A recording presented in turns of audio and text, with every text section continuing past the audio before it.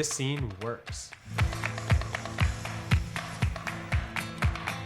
It's a celebration of revenge. All the necessary death, destruction, and sacrifice to achieve this primal satisfaction. But this moment's potency only came together through a combination of factors. Tarantino's love for spectacle, his love for music, so much so it may even classify this movie as a musical.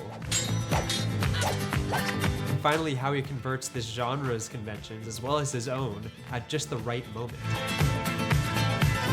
In this video, I hope to convince you that Kill Bill Volume 1 is more of a musical than you might expect, and that Tarantino cleverly subverts all these musical genre conventions that he's been drawing from in this final scene just to make the bride's need for revenge all the more potent. You were dissatisfied with the premiere of the movie. Yeah, I was a little dissatisfied with the premiere, yeah. Well, the reason is because this is a grindhouse movie, all right? It was inspired by drive-ins and all the ghetto theaters that I went to see, all the kung fu films and blaxploitation movies and spaghetti westerns when I was growing up. So I was having different thoughts of how can I bring this down to like the Carson twin level, all right, where I grew up going to see movies. And I thought, well, wait a minute, one of the things I could do is I could let loose a bunch of rats in the theater. But big celebrities are sitting in the audience of this premiere. You know, you've got like some of the most... you got to get that red carpet out of their system, all right? I want them to enjoy the movie, all right? Tarantino as a filmmaker places a lot of importance on audience engagement in his movies, and that's thanks in large part to the influence of blaxploitation 1970s films on his early childhood. This is the end of your rotten life, you motherfucking dope pusher! In order to boost audience engagement, these films often resorted to spectacle, whether that be gore or big stunts, and music in order to draw audiences in. That a bitch, man. As for music, Tarantino is so interesting because he's actually thinking about what kind of music defines a movie before he even really begins writing it. It's one of the things I do when I'm starting a movie is, not like a starting movie, when I'm thinking about writing a film, when I have like an idea for a film, is what I'll do is I'll go through my record collection and just start playing songs. Trying to, like, basically, I guess in some ways, find the personality of the movie. Find the spirit of the movie.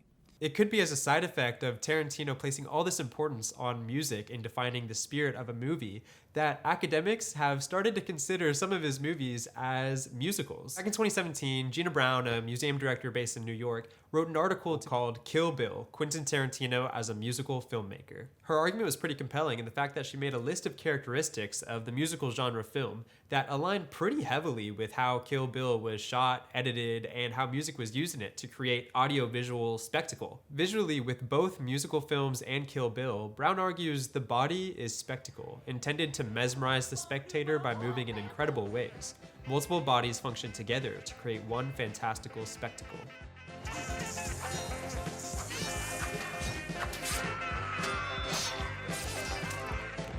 Characters use their bodies to explore the on-screen space, making use of every aspect of its scenery. Then the musical film incorporates music as spectacle too, often using contemporary pop music to which actions are tightly choreographed and instructed by, and the film itself is very specifically edited to. While Hollywood tends to require that these films stick to a constantly moving story that has no room for any pause, the musical film's intensified sound becomes primary to the point that it causes pauses in narrative that provide platforms for moments of heightened emotions to be conveyed physically. We can see this in Kill Bill Volume 1, as is the case when she's leaving the hospital.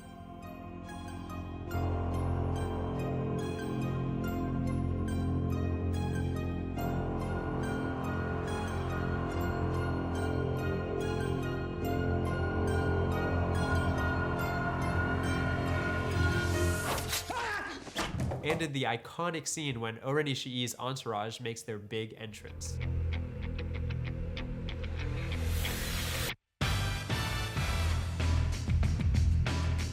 So while a musical film's music tends to motivate on-screen action and the way the film's edited to create this sort of spectacle, Tarantino too wants to create spectacle using these same conventions in Kill Bill Volume 1. But even though many of the choices that Tarantino is making for Kill Bill Volume 1 tends to fall within these conventions, he's never been one to shy away from breaking conventions like he does with music and with genre. While most filmmakers want the tone of a scene to align with the tone of music they use, we see how Tarantino completely flips this rule in Reservoir Dogs' iconic torture scene.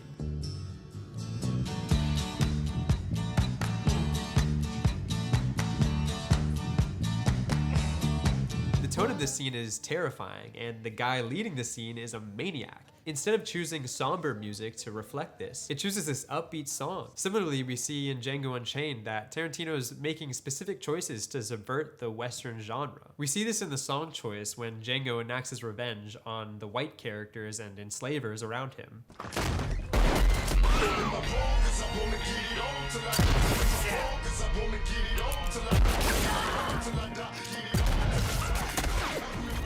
I think it's safe to say that that song would never be in a classic Western, but that subversion absolutely drives home the tone and the point of this story. Both of these choices, and many other choices Tarantino makes, resonate so strongly because they subvert the status quo. It's exactly this breaking of patterns that I think makes Kill Bill Volume 1's final scene hit so hard the way it does.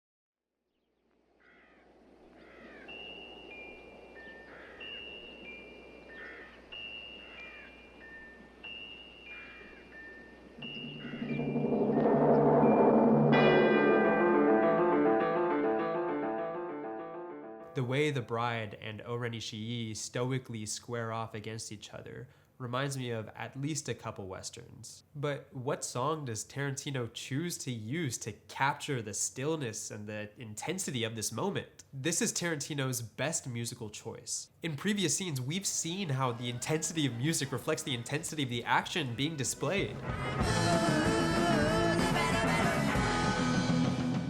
But this time, arguably the most rhythmic song of the whole soundtrack is used to reflect stillness. It's a complete subversion of all the rules and practices that Tarantino has been using in Kill Bill Volume 1 leading up all the way to this moment. But it's exactly because it subverts away from the standard that makes it hit the way it does. It feels different, fresh, and it feels intense. Of course, the song is still lined up with some of the actions in the scene, like O-Ren Ishii's first step, and even small little movements as the two of them approach each other.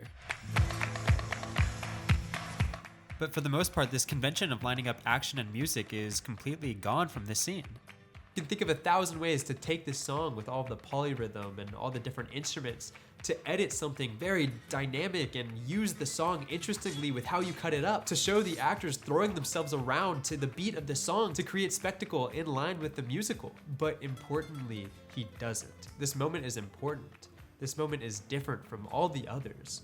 She's worked tirelessly, sacrificing so much just for this piece of revenge. And it's exactly for that reason that this scene needs to be shown to us differently. Therefore, Tarantino breaks away from convention one last time and gives us the finale that we've been yearning for. He creates even more spectacle by subverting us one last time. I take this as a lesson in filmmaking. When you have a scene or moment that carries as much importance as this, you need to go back through your film and think about how you've been filming it or all the choices you've been making, and then think one more time, how can I break away from what I've been doing to make this moment all the more impactful? I know that's the lesson I walk away with, and I hope to implement it in the future in my own work. I just hope that you can use it similarly to think critically about the movies you watch and how they play with what you've been seeing and how they break away from it. And I hope you found it as interesting and compelling as I did. Thank you for watching.